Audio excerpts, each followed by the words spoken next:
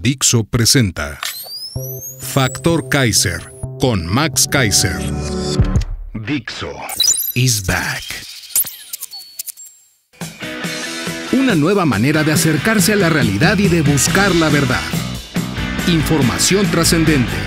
Factor de cambio. Factor Kaiser. Tema número 1. La corrupción de los López. Tema número 2.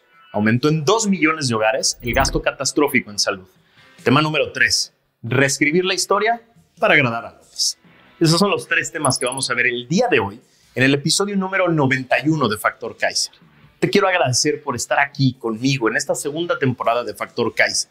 Este esfuerzo que hacemos tú y yo para que más mexicanas y mexicanos tengan un criterio propio, que entiendan lo que está pasando en su país, que puedan ver la realidad para que entre todos retomemos el camino de la democracia y reconstruyamos este país que nos incluye a todos, que nos debe servir a todos. Por eso te pido que te suscribas en el canal, que te suscribas en las diferentes plataformas de podcast y que me ayudes a compartir esto por todas tus redes y chats. Gracias por estar aquí y vamos a ver los 3 temas de hoy.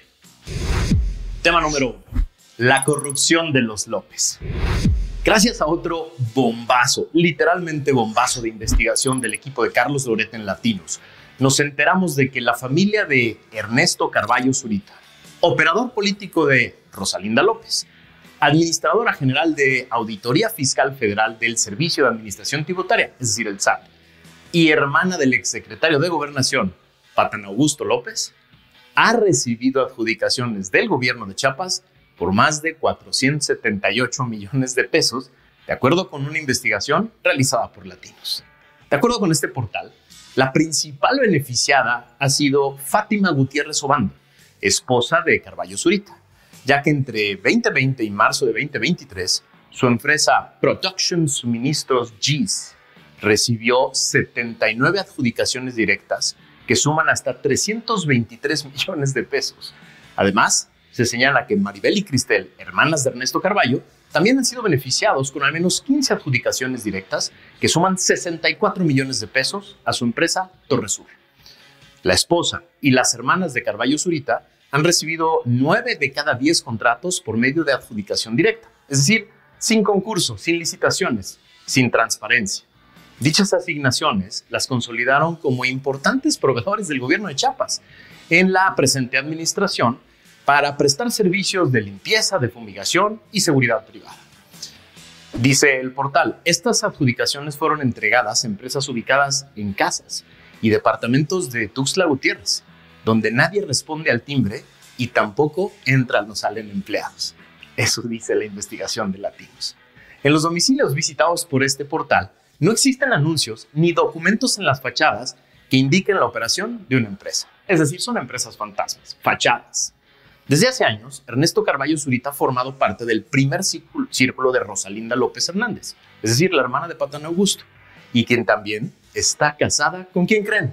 Con el gobernador de Chiapas, Rutilio Escandón. Es decir, la hermana de la corcholata que se dice hermano del presidente, es decir, Patán Augusto López, recibió 478 millones de pesos en contratos a través de empresas que al parecer ni existen, a través de oscuras adjudicaciones directas que le otorgó el gobierno de su esposo, el gobernador de Chiapas. Vamos a explicarlo al revés, más despacio, para que se entienda mejor. Rutilio Escandón es el gobernador del estado con el mayor índice de pobreza laboral en todo México, según el Coneval. Rutilio Escandón, gobernador de Chiapas, y su gobierno le otorgaron contratos por 478 millones de pesos a empresas fantasmas que administran los familiares de la mano derecha de su esposa, Rosalinda López, que trabaja en el SAT, es decir, el órgano que recauda y administra nuestros impuestos, y es, casualmente, la hermana de Patán Augusto. Si hace como pato, si camina como pato, si se ve como pato, es un pato. En el estado con la mayor pobreza de todo México, un multimillonario esquema de sobres del bienestar. Te pregunto, ¿qué haría un buen presidente? Por lo menos 5 cosas. 1, separar a la señora Rosalinda de su encargo. 2, abrir auditorías e investigaciones para conocer el destino de los recursos. 3, bajar a su corcholata del concurso por el dedazo, por impresentable. 4, desconocer al gobernador de Chiapas. Y 5, investigar los posibles casos similares que hay en su gobierno. Eso haría un buen presidente. Tema número 2. Aumentó en 2 millones de hogares el gasto catastrófico en salud. Los últimos días, tanto López como sus pobretólogos favoritos se han llenado la boca presumiendo el dato que dio el INEGI respecto del aumento de los ingresos brutos de algunos deciles de la población. La explicación es muy sencilla. Aumentaron sus ingresos brutos porque el gobierno convirtió todos los programas sociales en transferencias de efectivo que llegan directo a las familias. Y qué bueno que tienen más ingresos las familias que más lo necesitan. Lo celebro de verdad. Otro día analizaremos cómo deberían mejorar esos programas y rendir cuentas de verdad para hacerlos más eficaces y que el dinero llegue bien y rinda bien y que llegue a donde tiene que llegar. De lo que no hablan López y los pobretólogos, que dejaron la ciencia a un lado para hacer propaganda oficial, es del duro golpe económico que ha representado para las familias pobres la destrucción del Seguro Popular y el sistema de salud pública. En una nota del periódico Reforma de hoy, nos enteramos de que el número de familias que realizó gastos catastróficos y empobrecedores en salud, es decir, aquellos que llevan a la ruina tal cual ante la falta de protección financiera, casi se duplicó, al pasar de 2.7 millones de hogares en 2018 a 4.7 millones de hogares en 2020. Eso advierte el reporte. Cito: contratiempos en la búsqueda de la cobertura universal de salud en México, política polarizada, perturbación en las políticas públicas y disrupción pandémica. Eso publicó The Lancet, una revista especializada en el tema de salud. Sigo la cita. Un gasto catastrófico para una familia significa quedarse en la ruina y no tener cómo financiar otras necesidades básicas como la vivienda, la comida, la escuela o ver a sus seres queridos sufrir y a veces morirse por su situación de salud, lamentó Felicia Knoll, directora del Instituto de Estudios Avanzados para las Américas de la Universidad de Miami, una de las investigadoras de este estudio. Los indicadores evaluados en el estudio muestran que en el sexenio actual, en lugar de avanzar hacia la universalización de la salud, México va en retroceso. Eso alertaron los expertos. Según la encuesta nacional de ingresos y gastos de los hogares recién presentada, los indicadores continúan a la baja, pues el número de mexicanos sin seguridad social pasó de 34 millones en 2020 a 50 millones en 2022. Jaime Sepúlveda, director del Instituto de Ciencias de Salud Global de la Universidad de California en San Francisco, afirmó que la cobertura en salud que llegó a alcanzarse en 2016 era del 90%. Hoy, 50 millones de mexicanos no tienen ningún tipo de red de seguridad social. Es decir, en lo que va de este gobierno, aumentó en 2 millones el número de familias que incurrieron en gastos catastróficos que los llevaron a la quiebra, a la ruina, porque el presidente dejó sin seguridad social a 50 millones de mexicanos. Te pregunto, ¿qué hubiera hecho un buen presidente? Convocar a las y los mejores expertos en salud pública, finanzas públicas y derechos humanos para fortalecer el Seguro Popular, para corregir sus defectos, para combatir la corrupción del sector salud, para crear el mejor sistema de abasto y administración de medicinas y equipo, para escoger a las personas más capacitadas y con más experiencia a dirigir y administrar el sistema de salud pública. Un buen presidente se hubiera ocupado de los más pobres, se hubiera ocupado del derecho a la salud, no solo de que recibieran más recursos en efectivo, sino que uno de los derechos más importantes y el que tiene la capacidad de arruinar, de quebrar a una familia completa, se mantuviera y se mejorara, llegara de manera universal a todos, incluyera a todos y los hiciera efectivos. Eso hubiera hecho un buen presidente. Tema número 3. Reescribir la historia para agradar a López. Prácticamente diario, desde que empezaron a circular los ilegales libros de texto gratuito, porque se hicieron al margen del método que manda la ley, han sido descubiertos nuevos errores que van desde idioteces hasta cosas muy graves. Obvio, estos fueron minimizados por el impresentable señor Arriaga en una conferencia de prensa haciendo gala de una de las características más importantes del obradorato, la nula capacidad de autocrítica. Nada se corrige.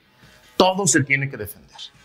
El presidente, en su mañanera de hoy, presumió que el prestigiado Sindicato de Trabajadores de la Educación, al que le ha regalado todo tipo de privilegios y concesiones, como por ejemplo poner a una de sus integrantes al frente de la SEP, avala los libros. Qué sorpresa, ¿no?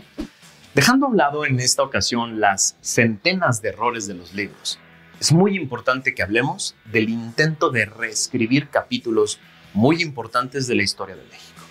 En una nota del periódico Reforma del día de hoy, nos enteramos de que en el denominado Libro sin Recetas número 6, que es en realidad una guía de trabajo para maestros de secundaria, la SEP considera que las acciones guerrilleras, sobre todo de la Liga Comunista 23 de septiembre, no deben ser borradas de la memoria, pues su legado sirve para corregir el rumbo del país, así dice. En el texto, el asesinato en 1973 del empresario regiomontano Eugenio Garza Sada, presidente de Cervecería Cuauhtémoc y fundador del Tecnológico de Monterrey, es reseñado no como un delito, sino como un error de los guerrilleros. En la explicación de ese crimen no existe un secuestro, sino un intento de retención. Y tampoco hay una ejecución, sino la pérdida de una vida. Nunca refiere a un homicidio, sino incluso habla de la ausencia de Garza Sada. Cito: el secuestro como arma político-militar no fue una estrategia en donde la Liga Comunista 23 de septiembre lograra alguna victoria. El primero de sus descalabros ocurrió el lunes 17 de septiembre de 1973 al intentar retener en Monterrey a Eugenio Garza Sada, ícono y leyenda del empresariado mexicano, en cuya acción perdieron la vida el empresario, su chofer y 2 elementos del comando guerrillero. Dice el denominado Libro sin Recetas número 6, que da pautas a los maestros de cómo desempeñarse en las aulas. El libro dedica su primer y principal capítulo a la historia de grupos armados en México que, según dice, en numerosos momentos el Estado se esforzó en silenciar. Sigue ahí como un murmullo que nos despierta por las noches y nos ayuda a corregir el rumbo. Eso dice. El capítulo titulado Soñaron con asaltar el cielo subraya que más allá de las bajas y las acciones desafortunadas, la existencia del radicalismo era ya un hecho incuestionable en los imaginarios colectivos. Agrega, sigo citando, a pesar de la guerra de baja intensidad, de la manipulación informativa en los medios y los esfuerzos por anularlos, estos grupos seguirán manteniendo su vigencia. Eso dice, y esto es gravísimo. Es claramente un intento de manipulación de la historia para darle gusto a algunos miembros del movimiento que llevaron a López a la presidencia, en detrimento de la historia de México y del criterio que deberían tener niños y maestros sobre el tema. ¿Quieren justificar a las guerrillas y sugerir que sus métodos siguen vigentes?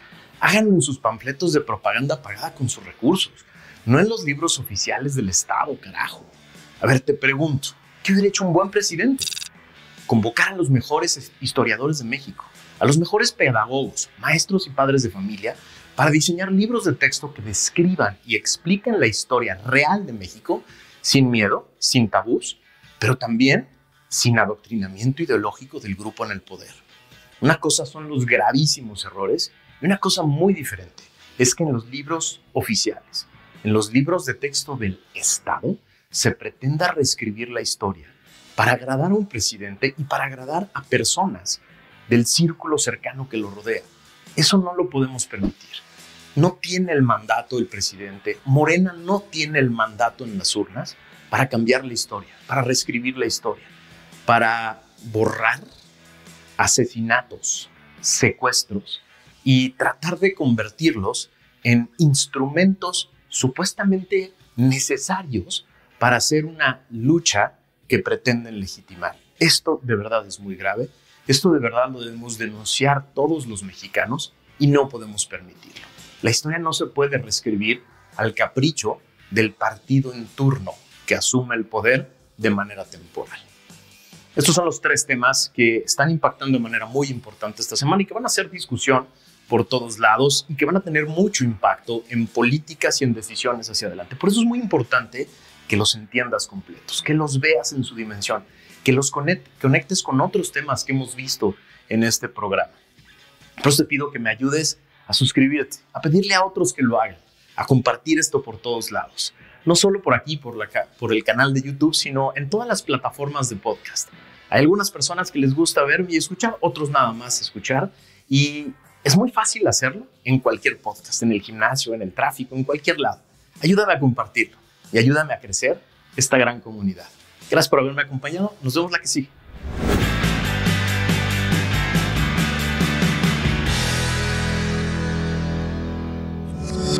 Dixo is back.